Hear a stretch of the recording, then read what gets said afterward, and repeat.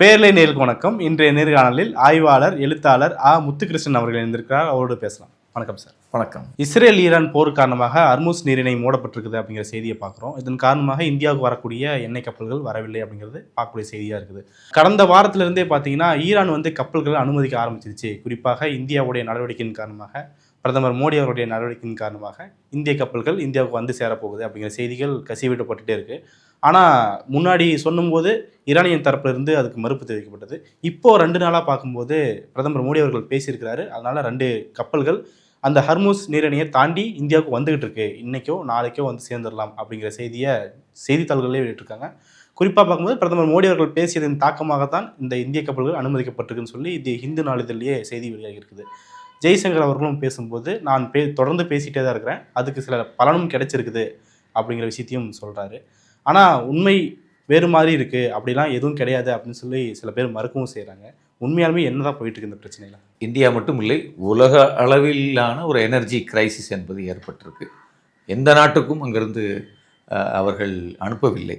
அவர்கள் அந்த எண்ணெயை அனுப்ப வேண்டும் என்றால் மிக கராராக ஒரு ஒரு ஒரு ஒரு வார்த்தையை சொல்கிறாங்க. எனிமி கண்ட்ரீஸ் உடைய எண்ணெயை அனுப்ப மாட்டோம், ஓகே, எங்கள் பக்கம் நிற்பவர்களின் எண்ணெயை மட்டும்தான் அனுப்புவோம். இந்த பிரச்சனை முடிவுக்கு வந்தால்தான் மற்ற நாடுகளுக்கு நாங்கள் அனுப்புவதை பற்றி யோசிக்கவே முடியும் அப்படின்னு சொல்கிறாங்க. இன்னொரு பக்கம் இந்த போர் தொடங்கியதிலிருந்து நீங்கள் உற்று பார்த்தால் செய்திகள் கொஞ்சமும் வதந்திகள் அதிகமாக வந்து கொண்டே இருக்கிறது. எப்பயுமே நம்ம ஏற்கனவே பாலஸ்தீனத்தை அவர்கள் அழித்து கொண்டிருக்கும் போதும் உண்மையான செய்திகள் எப்பொழுதும் மக்களுக்கு வந்து சேர்ந்ததில்லை. பாலஸ்தீன விஷயத்தில் உலகம் முழுக்க இருக்கக்கூடிய மக்கள் அறிந்து வைத்திருப்பது இஸ்ரேல் மற்றும் அமெரிக்காவினுடைய வதந்திகளை மட்டும்தான். அதுபோலத்தான் அந்த 12 நாள் யுத்தம் நடந்த போதும் நம்ம பார்த்தோம். ஏறக்குறைய அதை நான் எல்லாத்தையும் சொல்லுவேன், அது ஒரு ஏஐ யுத்தம்னு சொல்லுவேன். யுத்தத்தை நம்ம பார்க்கல, ஆனால் விதவிதமான வானவேடிக்கைகளும் ட்ரோன்களினுடைய காட்சிகளில் ஒரு 10 ட்ரோன் காட்சிகள் உண்மை என்றால் ஒரு 1000 காட்சிகள் ஏஐ தொழில்நுட்பத்தோடு வெளியிடப்பட்ட காட்சிகள் அல்லது பழைய நேரம் வந்த காட்சிகள். அப்படித்தான் இந்த நேரத்திலும் நான் பார்க்கிறேன். செய்திகளை விட வதந்திகள் அளவுக்கு அதிகமாக வந்து கொண்டே இருக்கிறது. வதந்திகளில் 2 வகை இருக்குது. எப்பொழுதுமே மேற்கத்திய ஊடகங்கள் தங்களுடைய அரசியல் நலன்கள் கருதி பரப்பக்கூடிய வதந்திகளை நம்ம பார்த்துக்கிட்டே இருக்கோம். CNN என்ன வேலை செய்யுது, BBC என்ன வேலை செய்யுது, ABC நியூஸ் என்ன வேலை செய்யுது என்று நம்ம பார்க்குறோம். இப்போ நம்ம டொனால்ட் ட்ரம்ப் அவர்களே இப்போ ஒரு பத்திரிகையாளர் சந்திப்பை எப்படி நடத்துகிறாரு, நம்ம வட்ட செயலாளர் ரேஞ்சுக்கு நடத்துகிறாரு. ஏய் நீ யார், நீ ஃபேக் நியூஸு, நீ எப்படி என்னைய கேட்கலாம், நீ வேஸ்ட்டு அப்படின்னு அவர் ஒரு ஒரு உலகத்தின் ஆகப்பெரிய ஜனநாயகத்தினுடைய ஒரு பெரும் ஒரு பொறுப்பில் அமர்ந்திருப்போர் போலேயே அல்லாமல் அவர் எப்படி அந்த ஃபேக் நியூஸ்களை பற்றி பேசுகிறாரோ அப்படி இந்த போரை பொறுத்தவரை ஃபேக் நியூஸ் என்பது பத்திரிகைகள் உருவாக்குவதில்லை, உலகின் தலைவர்களே ஃபேக் நியூஸை உருவாக்கிட்டு இருக்காங்க. நீங்கள் ட்ரம்ப்பே அப்படி தான் இந்த போரை, ட்ரம்ப் இந்த போர் தொடங்கியதிலிருந்து இன்று வரை எத்தனை முறை முன்னுக்கு பின்னாக முரணாக பேசியிருக்கிறார் என்பதை பற்றிய ஏராளமான காணொளிகள் இணையத்தில் வந்துக்கிட்டு இருக்கு. ஒவ்வொரு நாளும் காலையில் ஒன்று சொல்கிறாரு, மத்தியானம் ஒன்று சொல்கிறாரு, சாயங்காலம் ஒன்று சொல்கிறாரு. அப்போ ஒவ்வொரு முறை அவர் ப்ரெஸ்ஸை சந்திக்கும் போதும் அவர் மைண்டில் என்ன தோணுதோ அதை பேசுகிறார். அது அமெரிக்காவின் நிலைப்பாடாக இருக்க வேண்டிய அவசியம் இல்லை, அந்த நிலைப்பாடின்படி அவர் நடக்க வேண்டிய அவசியம் இல்லை. எல்லாத்துலேயுமே நீங்க குறிப்பா நேற்று முந்தா நாள் பார்க்கலாம். முதல்ல காலையில சொல்றாரு ஹோர்முஸ் நீரிணை திறக்கப்பட்டு விட்டது அப்படின்னு சொல்றாரு. அப்புறம் திடீர்னு மத்தியானம் சொல்றாரு இல்ல அதுக்கு முயற்சி பண்ணோம் ஆனால் நடக்கலை அப்படின்னு சொல்கிறாரு. திருப்பி சாயங்காலம் சொல்கிறாரு உலகம் முழுக்க இருக்க நாடுகள் எங்களுக்கு ஆதரவாக வரணும் அங்கே போய் போராடுவதற்குன்னு சொல்கிறாரு. அப்புறம் திடீர்னு அவருடைய படை வீரர்களுக்கே எப்படி ஒரு அழைப்பு விடுறாருன்னா, வாங்க கைஸ் கொஞ்சம் போய் முயற்சி பண்ணுங்க, அதாவது சும்மா போங்க, ஏதோ அந்த ரங்கநாத் தெருவுக்குள்ளே போய் ஒரு கடையில் சட்டை எடுத்துகிட்டு வர மாதிரி சொல்கிறார். நீங்கள் கைஸ் நீங்கள் போங்க முயற்சி பண்ணுங்க. உள்ள லேட்டஸ்ட் செய்தியின்படி ஈரான் ஆயுதங்களை விட்டுட்டு வரும்னு சொல்லி அவரே அழைப்பு விட்டுருக்காரு.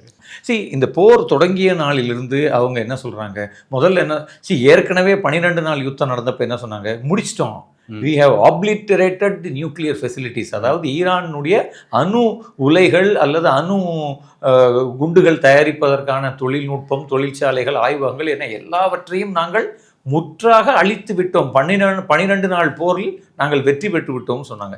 இப்போ என்ன ஆரம்பித்தாங்க, திரும்பி முதல்ல அவங்க காமனே அவரை கொன்னாங்க. அதுலேயும் நிறைய தகவல் மாறுபாடுகள் இருந்தால், ஆனால் அவர் இறந்தது உறுதிப்படுத்தப்பட்டிருக்கு. அதற்கப்புறம் இந்த குழந்தைகள் ஒரு 110 பேர், மொத்தம் 165 பேர் அந்த பள்ளியில் மீனாப்பில் கொல்லும் போதும் என்ன சொன்னார், முதல்ல அதுக்கு பெருமிதம் தெரிவித்து சிலர் பேசினாங்க. அதுக்கப்புறம் அவர் என்ன சொன்னார், அந்த தாக்குதலை நாங்கள் நடத்தவே இல்லை, அந்த தாக்குதலை அவர்களே நிகழ்த்தி கொண்டார்கள் அப்படின்னு சொன்னாங்க. அதுக்கப்புறம் இப்போ என்ன சொல்றாரு, இல்லை அந்த எங்ககிட்ட 2 பெரிய டாமாக் மிசைல்ஸ் தொலைஞ்சு போச்சு, அதை ஒருவேளை அவங்க தான் எடுத்துகிட்டு போய் போட்டிருப்பாங்களோ அப்படின்னாங்க. இப்போ அதுக்கப்புறம் திருப்பி ஒரு அந்த அந்த பொய்யை உண்மையாக்க ஒரு கதையை பரப்பணும் இல்லையா, இப்போ ஒரு கதையை பரப்பிக்கிட்டு இருக்காங்க. அவசரமாக ஆப்கானிஸ்தானை விட்டு வெளியேறும்போது அங்கே நாங்கள் எக்கச்சக்கமான பில்லியன் கணக்கான வர்த்துள்ள ஆயுதங்களை எல்லாம் விட்டுட்டு வந்துட்டோம், அந்த ஆயுதங்கள்லாம் கள்ள சந்தைக்கு வந்து ஈரானுக்கு வந்துருச்சு. இப்போ என்னன்னா இதில் ஒரு கொஹிரன்ஸே இல்லை. இப்படித்தான் ஒவ்வொரு பள்ளி விஷயமாக இருக்கலாம், அதற்கு அடுத்து பல்வேறு விஷயங்களாக நம்ம அதை ஒவ்வொன்றா பேசலாம். ஆனால் அப்படி எல்லாவற்றிலும் இந்த முறை ஃபேக் நியூஸை உலகின் ஆகப்பெரிய ஜனநாயகத்தின் தலைவரும் இஸ்ரேலும் என இவங்களே ஃபேக் நியூஸை பேசிக்கிட்டே இருக்காங்க. அப்படித்தான் அந்த ஃபேக் நியூஸின் நீட்சியாக நான் இன்றைக்கு இந்த எண்ணெய் விஷயத்தில் இருக்கக்கூடிய குழப்பங்களை நான் பார்க்குறேன். போன வாரமே நம்மால் என்ன சொல்லிட்டாங்க, வெற்றி வெற்றி வெற்றி அப்படின்னாங்க. அப்போ அது வெற்றினா அதுக்கு ஜஸ்டிஃபை பண்ணணும் இல்லையா. இங்கே வந்து ஒரு மிகப்பெரிய தட்டுப்பாடை பார்க்கிறோம் இன்னைக்கு. ஆகப்பெரிய அதாவது கமர்ஷியல் கேஸ் இல்லை, முற்றாக இல்லை. ஒரு சிலிண்டர் 5000 ரூபா 6000 ரூபாய் வரை விற்பனை ஆகி கொண்டிருக்கிறது. ஆகப்பெரிய ஹோட்டல்ஸ்க்கு நீங்கள் போனீங்கன்னாலும் வழக்கமான அவங்க மெனு கார்டு இல்லை, ஒரு சின்ன அட்டையில் 5 ஐட்டம் 10 ஐட்டம் இதை வேணும்னா சாப்பிட்டு போன்றாங்க. சிறிய கடைகள் எல்லாம் ஏறக்குறைய மூடப்பட்டு விட்டுச்சு, எங்கேயுமே உணவு இல்லை. அப்போ வீடுகளுக்கு மட்டும்தான் இப்போ ஏற்கனவே அவங்க புக் பண்ணி வச்சிருக்க சிலிண்டர் இருக்குது, அதுக்கு மேலே உள்ள சிலிண்டர் வரல. இப்போ எல்பிஜி வரப்போகிறதே இல்லை, ஏன்னா கத்தார் வந்து ப்ரொடக்ஷனை மூடியாச்சு. இப்போ எல்பிஜி வந்து சேர்வதற்கான சாத்தியமே இல்லை. இப்பயும் ஏராளமான பல்குகளில் கயர் கட்டி கிடக்கிறத நம்ம பார்க்குறோம். அப்போ ஒரு மிகப்பெரிய கிரைசிஸ் இங்கே கொதிச்சுக்கிட்டு இருக்கு. ஜனங்கள் ஒரு பக்கம் அல்லாடிக்கிட்டு இருக்காங்க. ஏற்கனவே இப்போ ஜனங்கள்லாம் ஒரு பேனிக் பைக்கில் இருக்காங்க. வழக்கமாக போய் ஒரு 200 ரூபாய்க்கு போடுறவர் இப்போ போய் டேங்கை 500 ரூபாய்க்கு நினைக்கிறாரு. காரில் 2000 ரூபாய்க்கு போடுறவர் டேங்கை ஃபுல் பண்ணிட்டு வர்றாரு. அப்போ ஒரு பேனிக்கான மனநிலைக்கு ஜனங்கள் வந்துட்டாங்க. அப்போ இந்த ஜனங்களின் பதட்டத்தை தணிக்க வேண்டும். ஏனென்றால் தேர்தல் 5 மாநிலங்களில் அறிவிக்கப்பட்டு விட்டது. அப்போ ஃபேக் நியூஸை ஜென்ரேட் பண்ணுற வேலையவே அரசு பார்த்து கொண்டிருக்கிறது. இப்போ நம்ம இந்த போரை பொறுத்தவரை பார்க்குறோம், இதில் 2 நிலைப்பாடுகள் தான் இருக்க முடியும். ஒன்று ஈரானுக்கு ஆதரவாக இருக்க வேண்டும், இல்லையெனில் அமெரிக்கா இஸ்ரேலுக்கு ஆதரவாக இருக்க வேண்டும். இதில் நடுநிலை என்று ஒரு நிலையே இல்லை வச்சுக்கோங்க. இந்த போரை பொறுத்தவரை போர் துல்லியமாக இருக்கு. ஈரானும் அதான் சொல்லுது, ஒன்று எங்க பக்கம் நில்லுங்க, இல்லை எதிரில் போய் நில்லுங்கன்னு சொல்லி. அப்ப இந்த போரை பொறுத்தவரை இந்தியாவினுடைய நிலைப்பாடு அவ்வாறாக தெளிவாக இருக்கிறதா என்றால் எனக்கு தெரியவில்லை. அப்படி தெளிவாக இருப்பது போல் ஒரு பக்கம் நாங்கள் பேசிக்கிட்டு இருக்கோம் அப்படின்னு சொல்கிறாங்க, இன்னொரு பக்கம் ஐநாவில் போய் அவங்க தீர்மானத்துக்கு அவங்களுக்கு எதிரான தீர்மானத்தில் வாக்களிக்கிறாங்க. அப்போ இதையெல்லாம் அந்த தேசமும் சரி எல்லோரும் பார்த்து கொண்டு தான் இருக்கிறார்கள். அப்போ நாம் இன்றைக்கு இதில் ஏற்கனவே நம் பேர் கெட்டு போய் கிடக்கு. ஏற்கனவே நம் பிரதமர் அங்கே இந்த தாக்குதலுக்கு முதல் நாள் போய் வந்ததிலிருந்தே இன்டர்நெட் முழுக்க அதை பற்றிய உரையாடல்கள், அரசியல் விமர்சகர்கள் உலகம் முழுக்க பேசிக்கிட்டு இருக்காங்க. குறிப்பாக அமெரிக்காவில் இருக்கக்கூடிய பத்திரிகையாளர்கள், மேற்கு ஐரோப்பியாவில் இருக்கக்கூடிய பத்திரிகையாளர்கள் பலரும் அவங்க பாட்காஸ்டில் இந்தியா ஒரு இரட்டை நிலைப்பாடை அல்லது இந்தியா முற்றாக இஸ்ரேலுக்கு சரணடைந்து விட்டது என்பதை பற்றி தொடர்ந்து பேசிக் கொண்டிருக்கிறார்கள். அப்ப முற்றாக இந்தியா இஸ்ரேலின் பக்கம் நிற்கும் நாடாகவே காட்சியளிக்கிறது, அப்படித்தான் பார்க்கப்படுகிறது. ஏனென்றால் நம் பிரதமர் சபார் போர்ட் இந்தியா ஏறக்குறைய 1800 கோடிகள் செலவிட்டு அந்த துறைமுகத்தை உருவாக்கியது. அந்த துறைமுகத்தை இதே இஸ்ரேலும் அமெரிக்காவும் அங்கே சேதப்படுத்தி இருக்கிறார்கள். அதை பற்றி நாம் வாய் திறக்கவில்லை. அல்லது ஒரு சுப்ரீம் லீடர் என்று அவர்களுடைய லீடர் இறந்திருக்கிறதுக்கு நாம் இதுவரை நம் பிரதமர் வந்து யாருக்கோலாம் ட்வீட் போட்டுக்கிட்டு இருக்காரு, அதுக்கு என்னென்னமோலாம் விளக்கம் சொல்லிக்கிட்டு இருக்காங்க. அவர் பிரசிடென்ட்டோட தான் ஒரு நாட்டின் இவர் பேச முடியும், அவர் வந்து சுப்ரீம் லீடர், அதுக்கான விளக்கங்கள். ஆனால் நீங்கள் பார்த்தீங்கன்னா இந்த பக்கம் வேதாந்தாவினுடைய அனில் அகர்வால் பையன் இறந்தாருன்னா யாரெல்லாம் இறந்ததுக்கு இவர் ட்வீட் போட்டிருக்காருன்னு இன்டர்நெட்டில் இருக்கிறத அழிக்க முடியாது. அது எல்லாமே அங்கே உள்ள துலக்கமாக இன்டர்நெட்டில் அதெல்லாம் பதிவு செய்யப்பட்டிருக்கு. அப்போ எங்கோ ஒரு இடத்தில் நாம் இதில் தவறி கொண்டிருக்கிறோம். அந்த தவறை மறைக்க ஏதேதோலாம் பேசிக்கொண்டு இருக்கிறார்கள். அப்போ இந்த போர் தொடர்பான நிறைய ஃபேக் நியூஸ் அது ஃபேக் நியூஸ் இல்லை, அது கிரியேட் பண்ணப்படுகிற பிம்பங்களாகவே நான் பார்க்கிறேன். அப்படி ஒரு கப்பல்கள் நேரடியாக நம் துறைமுகங்களை வந்து சேராமல், அது உண்மையிலேயே அந்த கப்பல் இங்கே வந்து சேராமல், அந்த செய்தியை நாம் வாசிக்காமல் இந்த வதந்திகளை நான் நம்ப தயாராகவில்லை. அப்புறம் இன்னொரு விஷயம் இந்த இடத்துல நான் குறுக்கிட்டு சொல்லிடணும்னு நான் நினைக்கிறேன். நீங்கள் இந்த போரில் ஒரு விஷயம் இருக்குது. நீங்கள் பார்த்தீங்கன்னா இப்போ இஸ்ரேல் எடுத்துக்கிட்டிங்கன்னா இஸ்ரேல் மிகப்பெரிய அழிவுக்கு உள்ளாகி இருக்கு என்று ஆயிரக்கணக்கான காணொளிகளை நாம் பார்க்கிறோம். ஆனால் அந்த அரசு என்ன சொல்லுது? எங்கள் சேதங்களை யாரும் படம் பிடிக்கக்கூடாது, காணொளியாக எடுக்கக்கூடாது. இஸ்ரேலினுடைய பிரஜைகள் யாரேனும் அதை செய்தால் அல்லது அங்கே இருக்கிற யார் அதை செய்தாலும் அவர்களுக்கு 5 ஆண்டு சிறை தண்டனை என்று அறிவிக்கிறது. அப்போ இந்த நிலை இருக்கு இல்லையா, இந்த நிலை என்பது இப்பொழுது தொடர்ந்து கொண்டே இருக்கிறது. நீங்கள் ஒரு அரசை, அது அமெரிக்க அரசாக இருக்கலாம், இந்திய அரசாக இருக்கலாம், நீங்கள் எங்களை விமர்சித்தால் எங்கள் எதிரிகளாக மாறிவிடுவீர்கள் என்கிற இந்த கழுத்தின் மீது கத்தியை வைத்து மிரட்டக்கூடிய அல்லது ஜனநாயகத்தின் குரல் வலையை நெரிக்கக்கூடிய ஒரு போக்கு இருக்கு இல்லையா, ஒரு உண்மை உனக்கு தெரிந்தாலும் நீ அதை சொல்லக்கூடாது வெளியே என்கிற இந்த ஒரு ஆபத்தான இடத்தை நோக்கி இந்த போரும் உலகத்தை தள்ளி இருக்கிறது என்று நான் பார்க்கிறேன். மக்களை சமாதானப்படுத்த பொய் செய்திகள் பரப்பப்பட்டு இருக்கு அப்படின்னு சொல்றீங்க. ஆனால் ஒரு கவர்மெண்ட்டு பொய் செய்தியை பரப்புறதை விட நேரடியாக ஆக்ஷன் எடுத்துகிட்டு போயிடலாமே. ஏன் அந்த முடிவுக்கு மோடியும் இந்திய கவர்மெண்ட்டும் நவர மாட்டாங்க? என்னன்னா இதில் எல்லாமே பூடகமாக இருக்கிறது. இப்போ நேரடியாக ஆக்ஷன்னா என்ன சொல்ல வரீங்க? என்ன ஆக்ஷன் எடுக்கணும்? நம்மளால் அவங்கக்கிட்ட பேசவே முடியலையே. நாம் இன்றைக்கு இங்கே இருக்கக்கூடிய தூதரை சந்தித்து பேசுகிறோம். அங்கே டிப்ளமேட்டிக்கான சேனல்ஸ் ஓப்பனாக இருக்கா?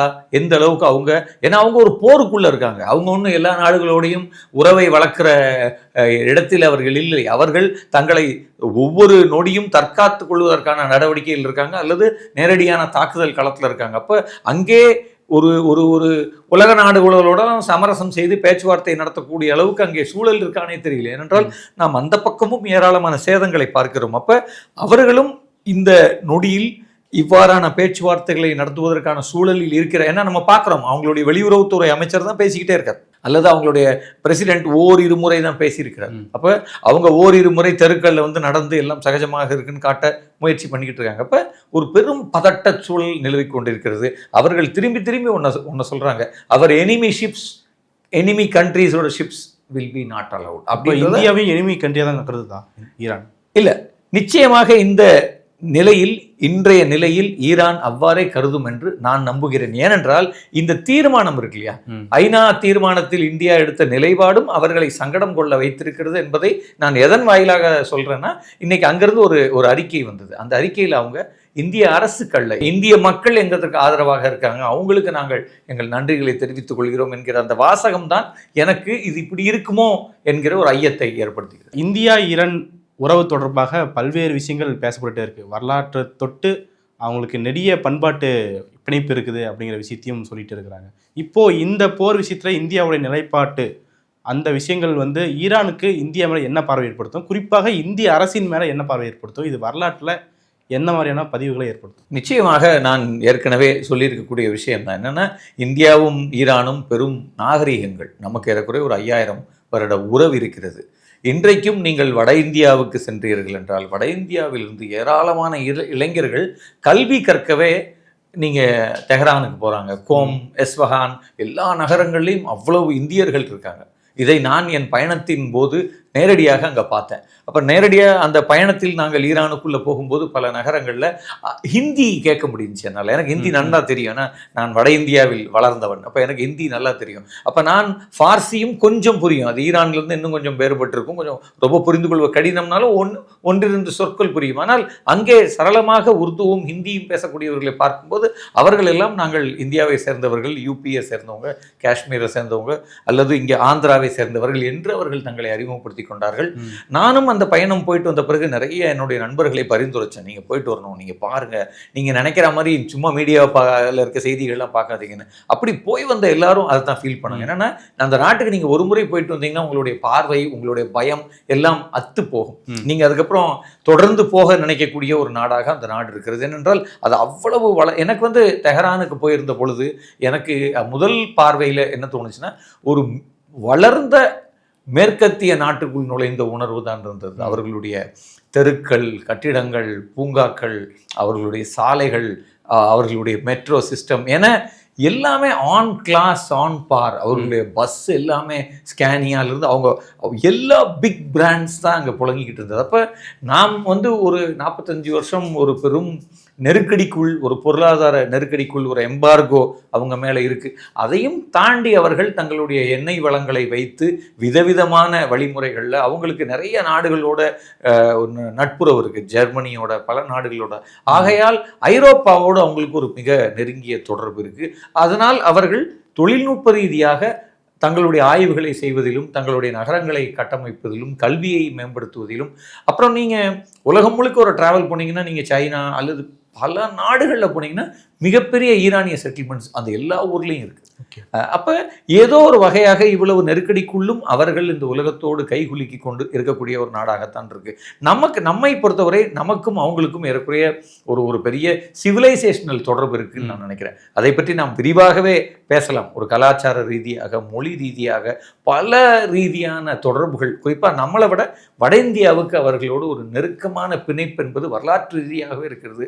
வர்த்தக உறவுகளிலிருந்து, கட்டிடக்கலையிலிருந்து, நிறைய விஷயங்களில் நீங்கள் அவங்களுக்கும் வட இந்தியா, ஏறக்குறைய யூபி, காஷ்மீர், இந்த பக்கம் குஜராத் வரை இந்த முக்கோணம் இருக்கு இல்லையா, இவர்களுக்கும் அவர்களுக்கும் ஒரு மிக நெருக்கமான கலாச்சார பந்தம் என்பது ஒரு வரலாற்று ரீதியாகவே இருக்கு என்பதை பற்றி நிறைய செய்திகள் இருக்கு. அப்ப அது நிச்சயமாக அண்டை தேசங்கள். நீங்கள் பாகிஸ்தானை பொறுத்தவரை ஒரு இரவில் நம்ம கோடை போட்டோம். பாகிஸ்தானுக்குள்ள நீங்க இப்பயும் திடீர்னு போய் உங்களை பாகிஸ்தானுக்குள்ள லாகூரை ஒட்டிய கிராமங்கள் இறக்கி விட்டா அது பஞ்சாபின் கிராமத்தில் இறங்கியது போலத்தான் இருக்கும். ஏனென்றால் நாங்கள் பாகிஸ்தானுக்குள் போகும்போது அமிர்த்சரஸ்குள்ள எப்படி தெரிஞ்சுட்டு நாங்க அப்படியே ஒரு 20 கிலோமீட்டர் கடந்து லாகூருக்கு போனா, லாகூருக்கும் அமிர்த்சரஸ்க்கும் நீங்க உங்களை கண்ணை கட்டி கொண்டு போய் இறக்கி விட்டா எந்த வித்தியாசமும் இல்லை. எந்த வித்தியாசமும் இல்லை என்றால் மனிதர்கள், உடைகள், உணவு, கலாச்சாரம் எதுலேயுமே வித்தியாசம் இல்லை. 2 நகரமும் ஒரே நகரமாகத்தான் இருக்கு. அப்ப இந்த செயற்கையான எல்லை கோடுகள் எல்லாம் இந்த நாடு பிடிக்கும் வெறியில் அல்லது தேசிய வெறியில் போடப்பட்ட கோடுகள். நீங்க இன்னைக்கும் இந்தியா பாகிஸ்தான் எல்லையில் இருக்கக்கூடிய முள்வேலிகளுக்கு இரு பக்கங்களிலும் கோதுமை வயல்களில் நின்று பேசி கொண்டிருப்பவர்கள் சித்தப்பாவும் மாமாவும் மைத்தனரும் தான். ஒரு நாள் நீங்க கோடை போட்டீங்க, பக்கத்து வயக்காட்டுக்காரன் நடுவில் ஒரு தேசத்தின் எல்லை வந்துருச்சு. அவங்கள பற்றி ஏராளமான சினிமாக்களும் ஆவணப்படங்களும் வந்திருக்கு. அப்ப இந்த கோடு என்பது நாம் நிர்வாக ரீதியாக போட்டுக்கொண்ட கோடு. ஆனால் இரு பக்கங்களிலும் உறவினர்களாகவே மக்கள் இன்றைக்கும் தொடர்கிறார்கள் என்பதை இந்த நேரத்தில் நான் சொல்ல விரும்புகிறேன். அதான் முன்பே கேட்டது போல இப்போ இந்தியாவுடைய நிலைப்பாடு ஈரானிய மக்கள் மத்தியிலும் அரசு மத்தியிலும் இந்தியாவில் என்ன பார்வை ஏற்படுத்தும், அது வரலாற்றில் எப்படி பதியப்படும் அப்படிங்கிறது. இப்போ கூடுதலாக அதுக்கு என்ன நினச்சிக்கிறேன்னா, ஈரானிய போர்க்கப்பல் இங்கே விசாகப்பட்டினத்துக்கு பயிற்சிக்காக வந்தது. அது இந்திய பெருங்கடலே வைத்து அளிக்கப்பட்டது. அந்த மாதிரியான நிலைப்பாடுகள் எடுத்துருக்காங்க இல்லையா இந்தியா, இது என்ன மாதிரி பார்வை ஏற்படும்? நிச்சயமாக அது ஒரு மிக மோசமான முன்னுதாரணம் என்று நான் நினைக்கிறேன். அந்த கப்பலில் வந்தவர்கள் எல்லாம் இந்தியாவில் ஒரு பயிற்சிக்கு வந்தார்கள். இந்தியா தலைமை தாங்கி நடத்திய அந்த பயிற்சியில் அவர்கள் வந்தார்கள். அந்த பயிற்சிக்கு வரவேண்டிய அமெரிக்கா கடைசி நேரத்தில் வரவில்லை. கடைசி நேரத்தில் தே பேக்ட் ஆஃப். ஆனால் அந்த பயிற்சிக்கு விசாகப்பட்டினத்தில் நம்மோடு இருந்து நம் தெருக்களில் அலைந்து அவர்களின் வீடுகளுக்கு பொருட்களை எல்லாம் வாங்கி கொண்டு அந்த விசாகப்பட்டினத்தின் தெருக்களில் நின்று செல்ஃபி எல்லாம் எடுத்துக்கொண்டு அவ்வளவு மகிழ்ச்சியாக அந்த அந்த மாலுமிகள், அந்த சிப்பாய்கள் எல்லாம் போறாங்க. அந்த நேவல் ஃபோர்ஸ் போகுது. அது எல்லாமே இளம் படை, ரொம்ப வயது குறைந்த ஒரு ட்ரைனிங் ஆஃபீஸர்ஸ். அப்ப இந்தியா அவர்களை அழைத்திருக்கிறது. அவர்கள் நம்முடைய விருந்தினர்களாக வந்திருக்கிறார்கள். அவர்கள் அவ்வளோ மகிழ்ச்சியாக இந்தியாவை பார்த்து விட்டு செல்கிறார்கள். அப்ப திரும்பும்போது அவர்களுடைய கப்பல் மிகப்பெரிய அளவில் தாக்கப்படுகிறது. எவ்வளோ பேர் இறந்து போனாங்கன்னு நம்ம பார்த்தோம். அது இன்னொரு பக்கம் என்னன்னா, உலக அளவில் அது ஒரு போர் குற்றம். என்னன்னா, அது ஒரு அன்ஆர்ம்டு ஷிப். அது ஒரு பயிற்சிக்கு வந்த கப்பல். அதில் எந்த ஆயுதங்களும் இல்லை. நிராயுதபாணிகளாக அவர்கள் இருந்தார்கள். ஒன்று, அவர்களை அந்நேரம் நம்ம என்ன செஞ்சிருக்கணும்னா, நீங்க போக முடியாது, நீங்க இங்கேயே இருங்க, போர் தணிந்த பிறகு நீங்க போகலாம், நீங்க எங்க எல்லைக்குள்ளேயே பாதுகாப்பாக இருங்கள் என்று சொல்ல வேண்டிய கடப்பாடு இந்தியாவுக்கு இருந்தது.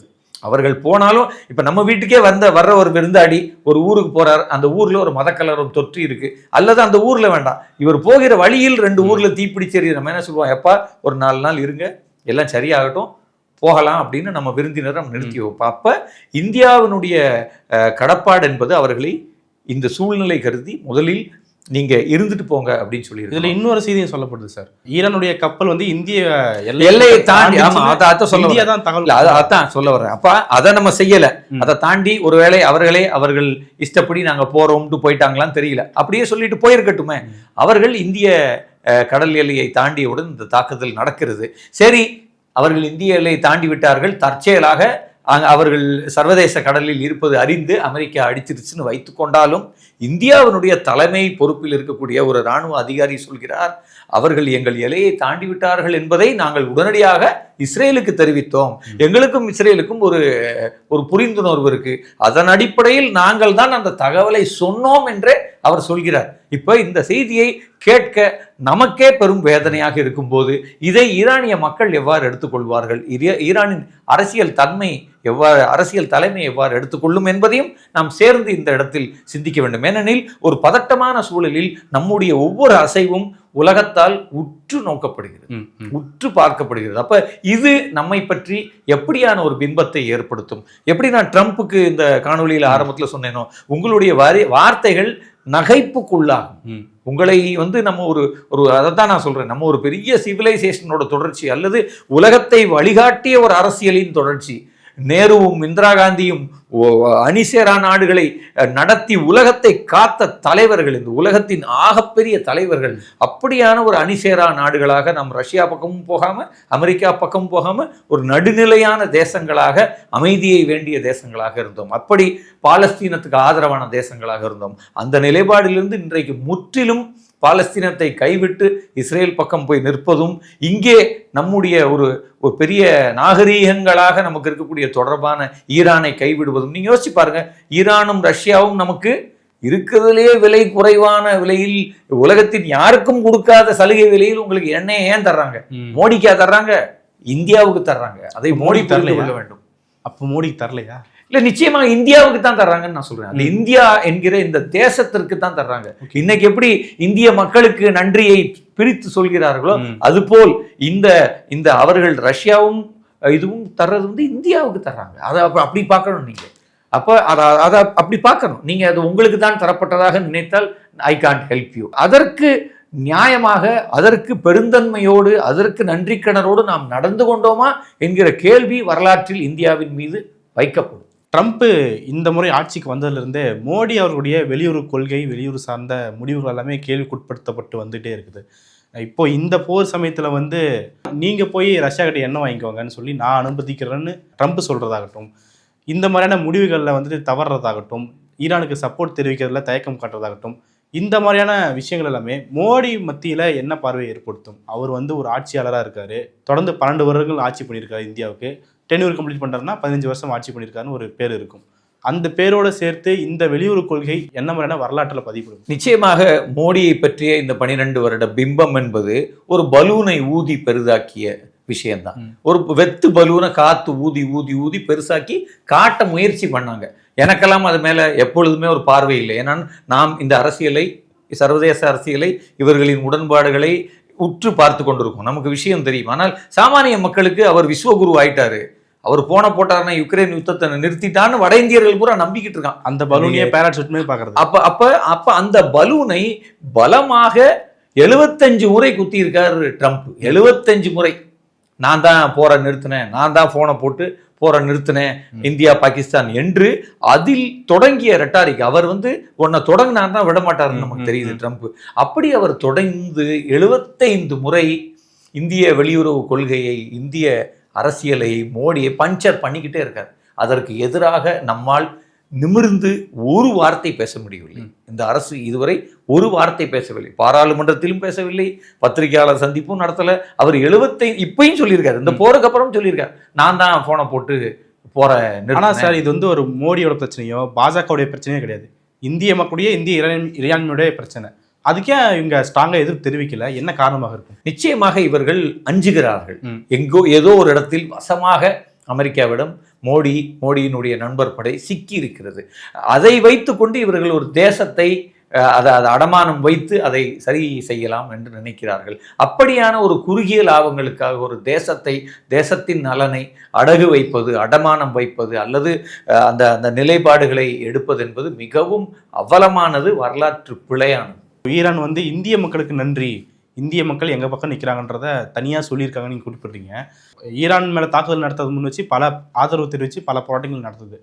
அப்படி இருக்கும்போது இதை வந்து எதிர்த்து பாஜக என்ன சொல்றாங்கன்னா, நம்ம அரசு ஒரு நிலைப்பாடு எடுக்குது, நீங்க மக்களா ஏன் போய் நீங்க தனியா சப்போர்ட் பண்றீங்க, நீங்க வந்து இந்தியாவின் அரசின் பக்கம் நிற்கவில்லை அப்படிங்கிற குற்றச்சாட்டை மக்கள் மேல வைக்கிறாங்க. இது எப்படி நம்ம புரிஞ்சுக்கலாம்? நிச்சயமாக அரசுன்னு ஒண்ணு தனியா இல்லை, மக்கள் தான் அரசு.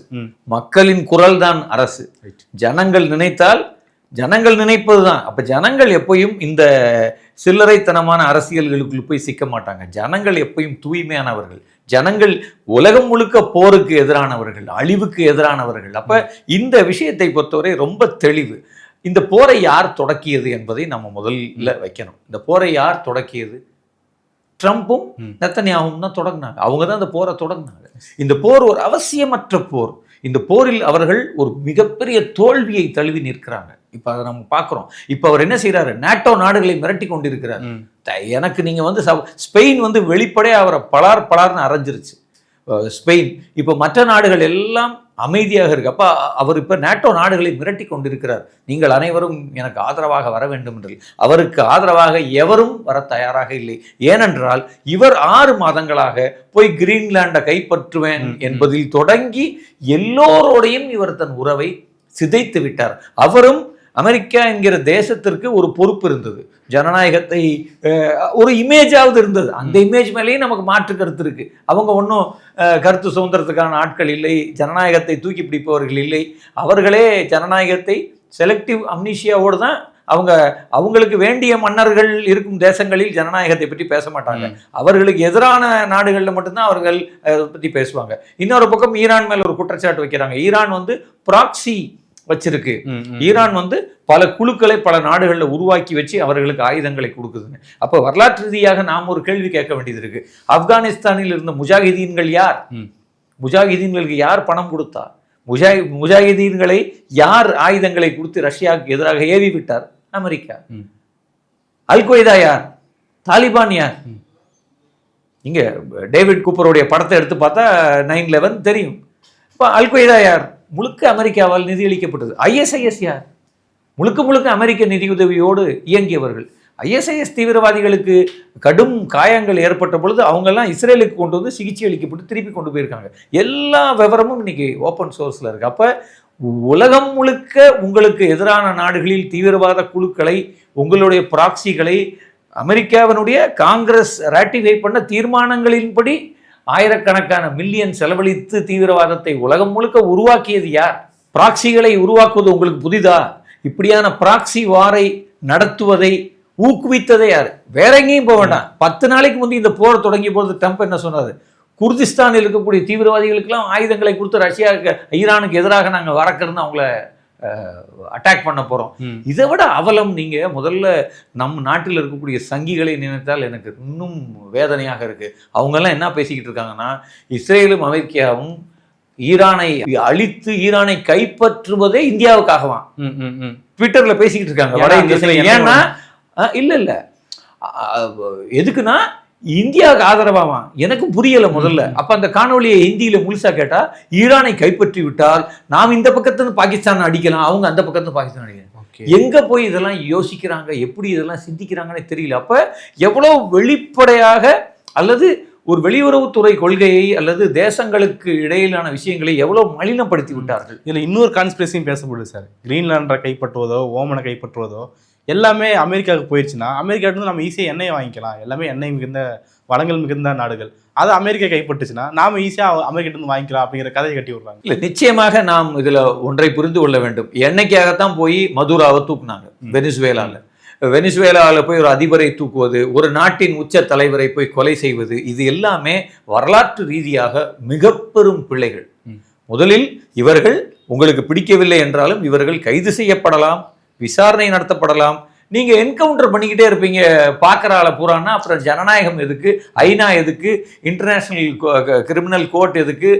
இப்படி நீதிக்கான பல அமைப்புகளை எல்லாம் முதல்ல நீங்க புல்டோசர் வச்சு தகர்த்துடணுமே. அப்ப நாம் நாகரிகம் பெற்றவர்களாகத்தான் வரலாற்றில் மாற முடியுமே தவிர நாம் மீண்டும் காட்டுமிராண்டிகளாக நாம் குகையை நோக்கி போக முடியாது. நம்ம முன்னோக்கி தான் வர முடியும். நாம் அமைதியை, உலகம் முழுக்க இருக்கக்கூடிய ஒவ்வொரு கடைக்கோடி மனிதனுக்கும் எல்லாற்றையும், உணவை, உடையை, அவனுக்கு பாதுகாப்பை, என மக்களை பாதுகாப்பாக அல்லது எல்லாம் பெற்றவர்களாக அல்லது பசித்தவர்கள் இல்லாத ஒரு இடமாக இந்த பூமியை உருவாக்க, அதுக்கு தான் இன்னைக்கு அதுதான் கஷ்டம்.